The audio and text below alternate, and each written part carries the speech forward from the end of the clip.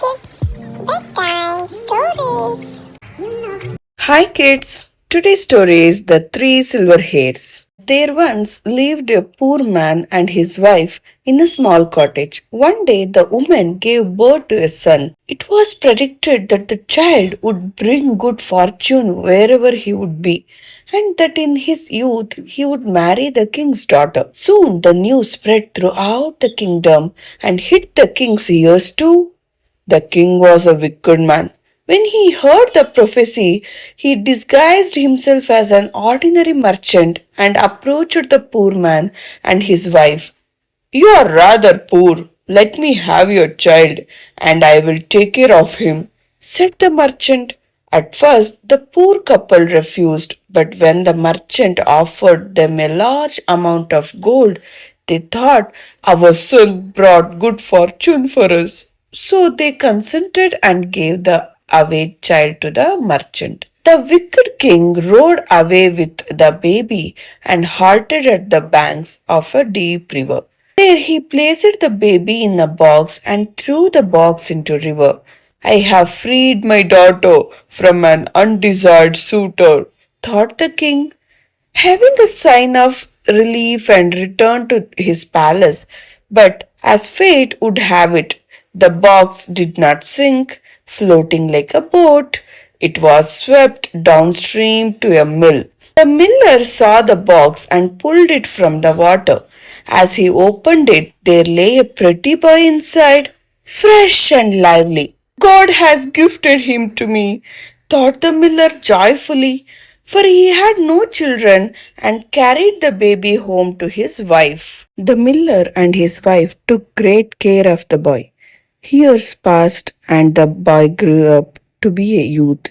Meanwhile, the miller became quite rich.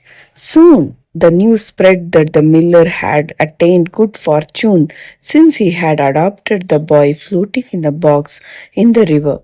When the king heard of this, he quickly understood the matter and rushed to the miller's mansion. My good people, said the king to the miller and his wife, I am on a secret mission. Would you allow your son to carry a message to my queen? The miller and his wife happily agreed and sent their son with the king. The crafty king wrote a letter to the queen, mentioning, let the bearer of this letter be killed and buried before I come home. The youths set out with the letter, but was caught by some robbers in the forest. When the robbers read the letter the youth was carrying, they felt pity for him. Their leader secretly tore up the letter and wrote another saying, let the bearer of this letter be married to the princess. Then they let go of the youth. When the queen received the letter and read it, she thought, I must carry out the king's order. So she had a splendid wedding feast prepared and married the princess to the young boy. After some time, the king returned to his palace and saw that the prophecy was fulfilled and that his daughter had become the youth's wife. He wondered how it all happened. Then he thought of another plan and made an announcement. Whosoever married my daughter must fetch me 3 silver hairs from the head of the devil that lives in the huge cave. The wicked king hoped to get rid of the youth forever. The youth accepted the challenge and left for the devil's cave. Now he had heard the stories of the devil from his mother, and he knew that the devil was a lazy king who always loved to be served. So the youth approached the devil's cave with a plan in his mind. At that time, the devil was fast asleep. The youth had hunted down some animals on the way and brought with him fresh meat for the devil. While the devil still slept, the boy arranged a delicious feast inside the cave. When the devil woke up, he was overjoyed to see so much food around him. Wow, it means I don't need to go out and hunt for food, he said, yawning. But who has done this arrangement? Just then the youth presented before the devil and said, I am your attendant. Oh, master, from now on I shall serve you and obey all your orders. What else would the lazy devil ask for?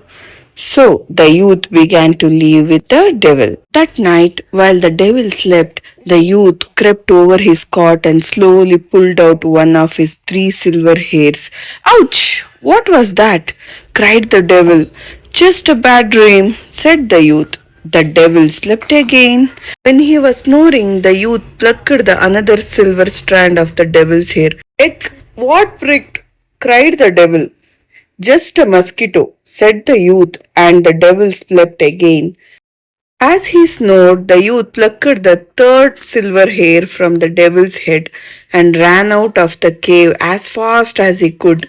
Even before the devil could know what had happened, the youth had safely reached the palace, presenting the three silver hairs from the devil to the king. He said, I have fulfilled your condition, my lord. The king's heart melted and he acknowledged the young man's bravery and intelligence. He happily allowed the princess to go with him. The youth returned with his bride to his miller parents and they all lived happily ever after. We will meet in a next story. Thank you.